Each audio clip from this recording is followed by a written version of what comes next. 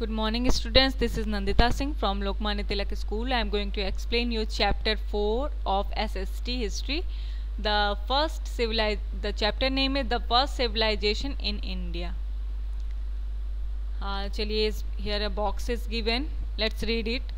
The Indus Valley civilization or the first civilization in India was characterized by well-planned cities and towns, use of language in written and spoken form, and well-developed art and craft. The Indus valley civilization और the first civilization in India, जो Indus valley civilization थी वो first civilisation थी हमारे India की। वो कैसी थी? वेल प्लान्ड सिटीज़ और टाउन्स थे उसमें, well planned cities and town वहाँ पर पाए जाते थे। यूज़ ऑफ लैंग्वेज, और वहाँ पर जो लैंग्वेज यूज़ होती थी वो लिखने और पढ़ने के फॉर्म में होती थी। And well developed art and craft, और उस समय आर्ट और क्राफ्ट भी वेल डेवलप्ड था। यहाँ पर हड़प्पन सिविलाइजेशन का एक चार्ट बना हुआ है, you can see 3000 BCE to 2000 BCE। चलिए ग्रोथ ऑफ सिविलाइजेशन पढ़ते हैं। Once the early human started cultivating means खेती, मैंने आपको पहले भी बताया था। Once the early humans started cultivating they started growing more crops than their requirement. क्या हो गया? जैसे ही अर्ली ह्यूमन ने ये खेती करना शुरू कर दिया था, उन्होंने पहले से और ज़्यादा फसल उगाना शुरू कर दिया। अपनी रिक्वायरमेंट्स, अपनी ज़रूरत से ज़्यादा फसल उगाने लगे वो। This extra produce was known as surplus, और ये जो एक्स्ट्रा उनका प्रोडक्शन था जो वो प्रोड्यूस करते थे उसको सरप्लस के नाम से जाना जाता था। As a result some people choose to follow professions other than agriculture such as pottery making, metal craftsmanship and trading। क्या करते थे? एज अ रिजल्ट, और इसका रिजल्ट क्या हुआ? Some people choose to follow profession, और कुछ लोग खेती के अलावा कुछ प्रोफेशन भी फॉलो करने लगे। एग्रीकल्चर के अलावा प्रोफेशन कुछ फॉलो करने लगे। कौन कौन से? Pottery making, metal craftsmanship and trading, ये सारे करने लगे। With the emergence of new skills and new profession some of these villages gradually started developing into towns. और क्या हुआ? With the emergence of new skills, और जैसे ही नई नई स्किल्स की, नई नई क्वालिटीज़ की, कुशलता का विकास हुआ, जैसे ही उनकी शुरुआत हुई, new profession and some of these villages gradually started developing into towns. और धीरे धीरे क्या हुआ? जितने भी जैसे ही न्यू स्किल्स और न्यू प्रोफेशन का विकास हुआ, डेवलपमेंट हुआ, वैसे ही जो गांव थे, जो विलेजेस थे, वो धीरे धीरे टाउन्स में डेवलप होने लगे। People exchange there surplus products with other towns and दस एमर्ज द ट्रेडिंग सिस्टम। और लोग क्या करने लगे? सरप्लस, जो भी एक्स्ट्रा उनका क्रॉप्स होता था उसको क्या करते थे? अदर टाउन्स में, दूसरे टाउन्स में उनको प्रोडक्ट्स विद अदर टाउन्स, और उनसे दूसरे टाउन से उनको एक्सपोर्ट करते थे, और फिर इससे ट्रेडिंग सिस्टम स्टार्ट हो गया। The development of town culture is generally what is seen as the beginning of civilization. The development of town, जैसे कि टाउन का जो विकास हुआ, टाउन कल्चर का जो विकास हुआ, उससे क्या हुआ कि it is the seen as a beginning of civilization, और सिविलाइजेशन का विकास इसी से शुरू हो गया। Indus Valley civilization, one such civilization developed in the northwestern part of the Indian subcontinent about 4700 years ago। और क्या हुआ? वन सच सिविलाइजेशन, एक ये ऐसी सिविलाइजेशन है जिसका डेवलपमेंट हुआ था नॉर्थ वेस्टर्न पार्ट में, इंडिया के नॉर्थ वेस्टर्न पार्ट में हुआ था। और कब हुआ था? 4700 ईयर्स पहले हुआ था। It is known as the Indus Valley civilization. It is developed on the bank of the river Indus। जैसे कि बताया जा रहा है कि इंडस एक रिवर है, उसके किनारे ये सिविलाइजेशन पाई जाती थी, इसीलिए इसको इंडस वैली सिविलाइजेशन के नाम से जाना जाता है। The Indus valley civilization was a contemporary of 3 other bronze age civilization. और इंडस वैली सिविलाइजेशन जो है कंटेम्प्रेरी मीन्स होता है एट द सेम टाइम, और उसी पीरियड ऑफ टाइम में क्या हुआ कि 3 और ब्रोंज एज के सिविलाइजेशन वहां पर आने लगे।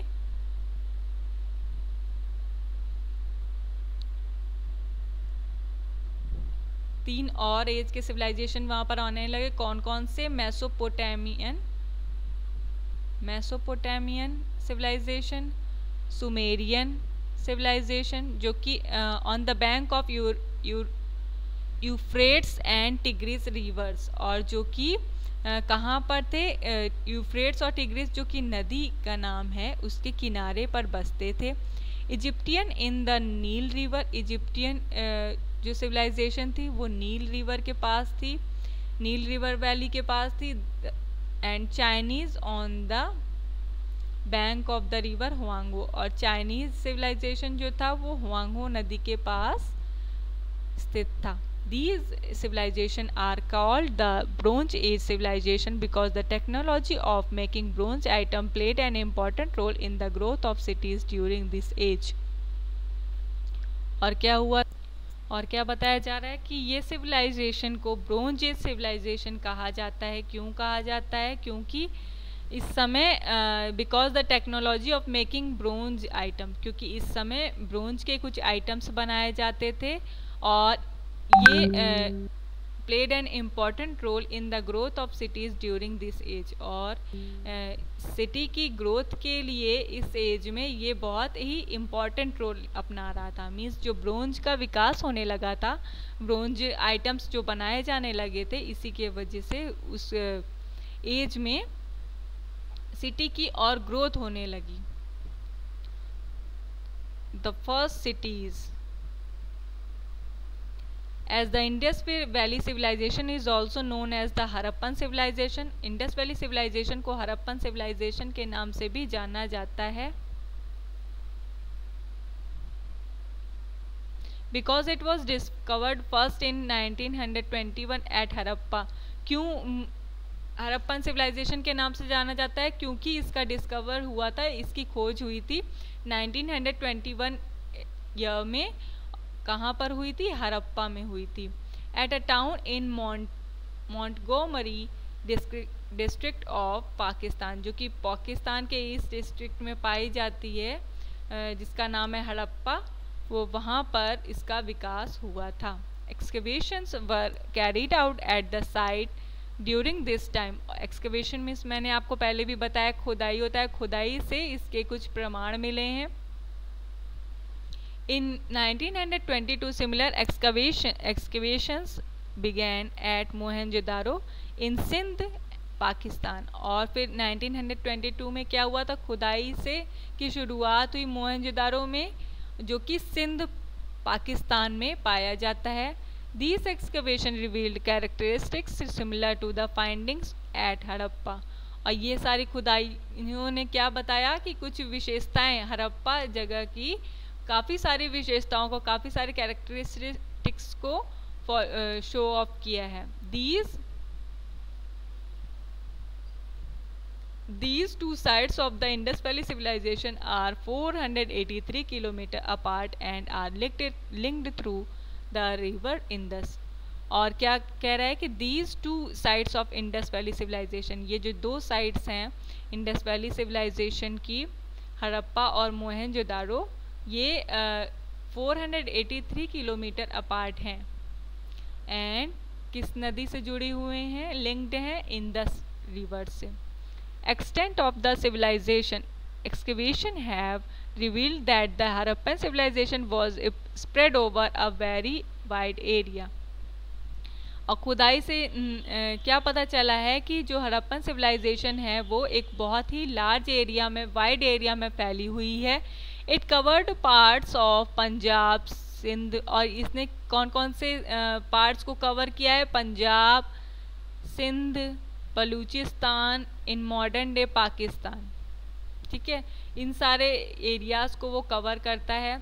इन India the civilization extends from Jammu and Kashmir in north, और इंडिया में जो सिविलाइजेशन है वो किस एरिया को कवर करती है? जम्मू एंड कश्मीर, जो कि नॉर्थ में है, and covers the state of Punjab, और पंजाब, हरियाणा, राजस्थान, गुजरात, महाराष्ट्र जो कि साउथ में है, इन सारे जगहों को भी वो कवर करता है। It extends up to Meerut in Uttar Pradesh in the north east, और ये क्या करता है? It extends up to Meerut, और ये मेरठ में जो कि उत्तर प्रदेश में है,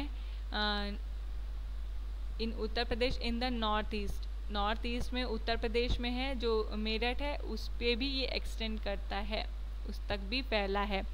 अदर इम्पोर्टेंट सिटीज़, यहाँ की अदर इम्पोर्टेंट सिटीज़ कौन कौन सी हैं? Although now over nearly 11,000 sites are known. Although now over nearly 11,000 sites are known, some of the other important Harappan sites are, जैसे कि हमें बताया जा रहा है कि 1100 sites वहाँ पर पाई जाती थी, उनको जाना जाता था। तो कुछ इम्पोर्टेंट साइट्स जो हड़प्पा की कौन सी थी?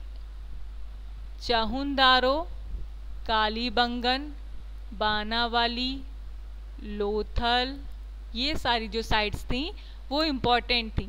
अदर हड़प्पन कोस्टल टाउन्स नेमली, और कुछ अदर हड़प्पन कोस्टल टाउन्स, और कुछ हड़प्पन टाउन्स जो थे वो कौन कौन से थे? सोटकाको, सरकोटाडा, बालाकोट, ये सारे जो थे वो कुछ टाउन्स थे। Probably served as ports and participated in regular maritime trade with West Asia, और वेस्ट एशिया से जो कि ट्रेड होता था, व्यापार होता था, इन पोर्ट्स के और मैरीटाइम के ज़रिए वो इससे कनेक्टेड थे। मीन्स ये सारे जगहों से प्रोबेबली सर्व एज पोर्ट के तरीके से ये यूज़ किए जाते थे, और समुद्री जगहों की तरह यूज़ किए जाते थे जहाँ से व्यापार होता था वेस्ट एशिया से। The recently discovered sites of the Indus valley civilization include Dholavira, Rakhigarhi, Ganweriwala. ये जो 3 जगह हैं ये साइट्स को डिस्कवर किया गया था, इन साइट्स की खोज की गई थी।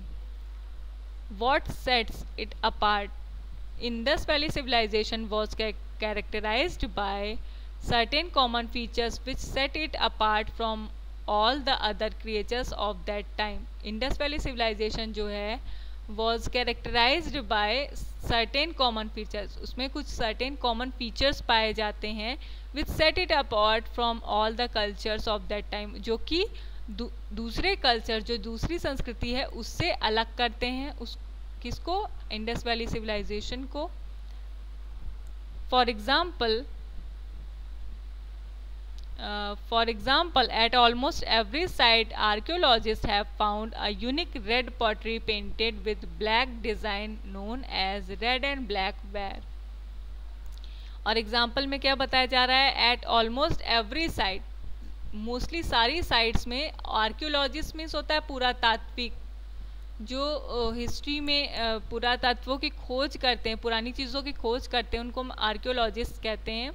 उन्होंने क्या पाया था कि एक red pottery painted with black design, एक रेड पॉटरी पाया था जो कि ब्लैक डिज़ाइन से पेंटेड था, और उसे रेड और ब्लैक वेयर के नाम से जाना जाता था। स्टोन वेट्स पाए जाते थे, सील्स पाए जाते थे with the Indus script and copper tools, जो कि इंडस स्क्रिप्ट के लिखे होते थे, और कॉपर टूल्स पाए जाते थे। Let us take a look at some of the features of the Indus valley civilization. हम इंडस वैली सिविलाइजेशन के कुछ फीचर्स के बारे में जानेंगे। Town planning, the Harappan sites are distinguished by their town planning, और हड़प्पन साइट्स जो थी वो डिस्टिंग्विश करती थी, अलग करती थी bye their town planning, town planning से उनको अलग करती थी। The general layout of the sites like Harappa, और जो उनकी जनरल साइट्स थी अलग अलग कौन कौन सी साइट थी? हड़प्पा, मोहनजोदारो, कालीबंगन, राखीगढ़ी, जो कि सिमिलर हैं।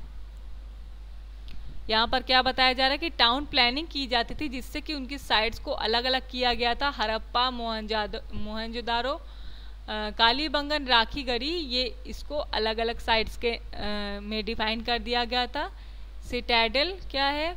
To the waste of each was the citadel, citadel means दुर्ग, फोर्ट होता है, जो फोर्ट का निर्माण किया जाता था। टू द वेस्ट ऑफ ईच was the citadel fortified by crenellated walls. crenellated walls वो walls होती हैं जो युद्ध के लिए बनाई जाती हैं, युद्ध जब वॉर होते हैं तो उससे प्रोटेक्ट करते हैं, तो ये काफ़ी स्ट्रॉन्ग वॉल्स होती हैं। तो क्या बताया जा रहा है, to the waste of each was the citadel fortified by crenellated walls. जितने भी दुर्ग होते थे उनकी जो वॉल्स होती थी वो क्रेनिलेटेड टाइप होती थी। The citadel was usually based on the mound और एट एन एलिवेटेड पोजिशन। जो सिटैडल होते थे, जो दुर्ग होते थे, वो एक टीले की तरह बने होते थे या तो और एट एलिवेटेड पोजीशन और उठे हुए पोजीशन पर होते थे, उभरे हुए होते थे। It was possibly occupied by the members of ruling class. It was possibly occupied, और ये ज़्यादातर वो लोग रूल करते थे, वो लोग उसमें रहते थे जो कि members of ruling class means वहाँ पर वही लोग रहते थे जो कि रूलिंग क्लास के थे, शासन करने वाले थे, बड़े लोग थे, रिच पर्सन थे। People below the citadel lay a lower town containing brick houses. Below the citadel lay a lower town, और लोअर टाउन में साइटेडल के अलावा जो लोअर टाउन में थी क्या क्या चीज़ें थी, containing brick houses, brick houses थे, विच वहाँ पर ब्रिक हाउसेस पाए जाते थे, which are inhabited by the common people, जिसमें कॉमन पीपल रहते थे। मीन्स क्या बताया जा रहा है कि जो फोर्ट होते थे उसमें रूलिंग क्लास रहते थे और जो कॉमन पीपल थे वो ब्रिक हाउसेस में, ईंटे के घरों में रहते थे। तो स्टूडेंट आज की क्लास में बस इतना ही, इसके आगे से मैं कल कंटिन्यू करूँगी। Till then good bye and take care.